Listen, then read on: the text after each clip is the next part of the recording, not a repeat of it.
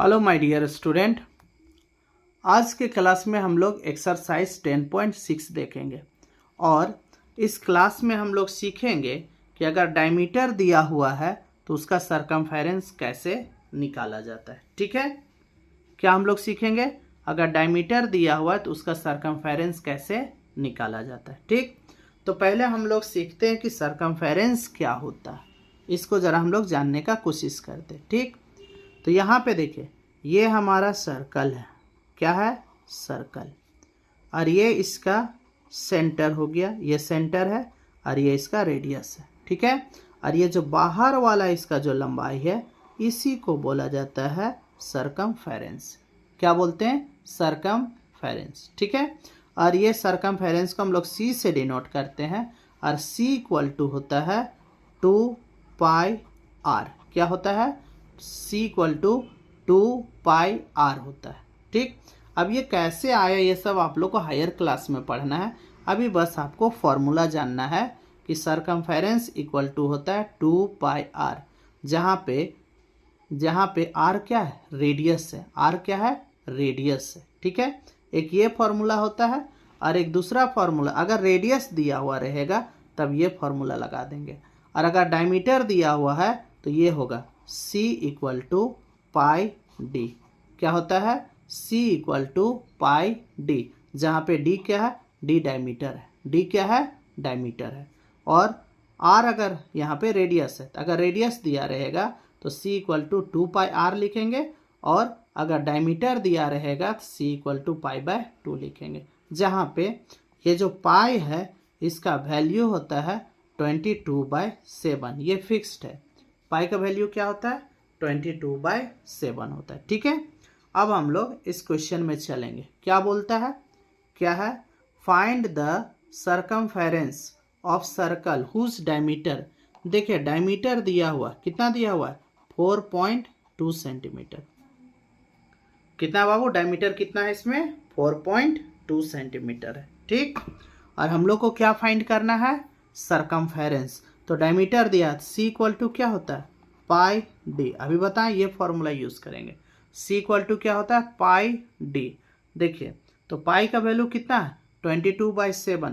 तो यहाँ लिखेंगे 22/7 इंटू डी। अब डी कितना है? 4.2। कितना है? 4.2 है। ठीक है, अब ये पॉइंट को यहाँ से हटा देंगे, यहाँ कितना हो जाएगा? 10।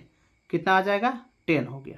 देखिए, पॉइंट को हटाएं इसलिए 1 लिखें, और पॉइंट के बाद एक डिजिट था इसलिए 1 0 यहाँ पे बैठा दें। ठीक है, अब 7 से कैंसिल करेंगे, 7 6 जा 42 आ जाएगा। 7 6 जा कितना हो गया? 42। अब इसको मल्टीप्लाई करेंगे, 6 2 जा 12 का 2 हो गया, और 6 2 जा 12 और 1 13 बाय नीचे कितना है? 10 है। कितना है? 10। अब हम लोग को क्या लिखना है?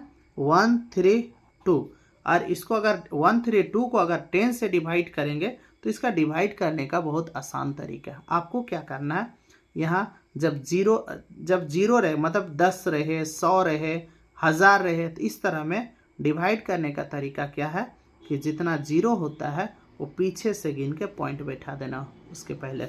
देखिए, 1 0 तो इधर से गिनेंगे 1 और यहाँ पॉइंट बैठा देंगे, तो ये हो गया 13.2 सेंटीमीटर। यही हम लोग का आंसर हो गया। ठीक है, क्या किए?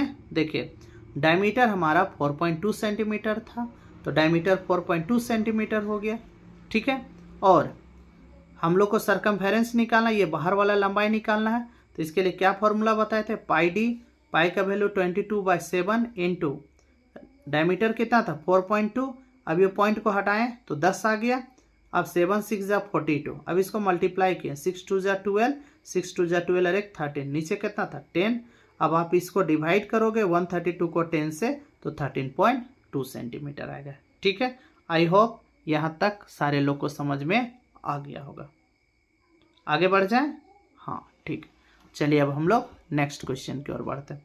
अगला क्वेश्चन में देखिए, रेडियस दिया हुआ 7 सेंटीमीटर और सरकमफेरेंस निकालना है। तो अभी हम क्या बताए थे? C इक्वल टू होता है 2 पाई आर। तो ये 2 हो गया। पाई का वैल्यू कितना लेना है? 22/7 इंटू रेडियस कितना है? 7। तो ये 7 7 कैंसिल हो गया। ठीक है, तो कितना हो गया? 2 2 जा 4 और 2 2 जा 4, तो 44 सेंटीमीटर यही आंसर है। ठीक है, चलिए तो वीडियो को पॉज कीजिए और लिख लीजिए। और हम आपके लिए एक होमवर्क दे रहे हैं, यहाँ पे 2 क्वेश्चन लिख रहे हैं, इसको आपको सॉल्व करके बताना है।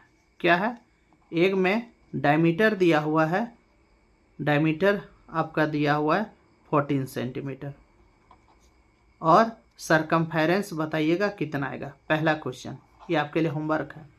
और एक और क्वेश्चन दे रहे हैं जिसमें आपका रेडियस दिया हुआ है 28 सेंटीमीटर और सरकमफेरेंस क्या होगा ये फाइंड करके बताएंगे। ठीक है, ये आपके लिए होमवर्क है, ये कमेंट्स करके हमें बताएंगे कि इसका आंसर क्या होगा। अगर आप हमें कमेंट करके बताएंगे तो हमको पता चल जाएगा कि आपको अच्छा तरह से समझ में आ गया है। तो बहुत ही जल्द हम लोग नेक्स्ट वीडियो में मिलेंगे, तब तक के लिए जय हिंद, जय भारत, जय झारखंड।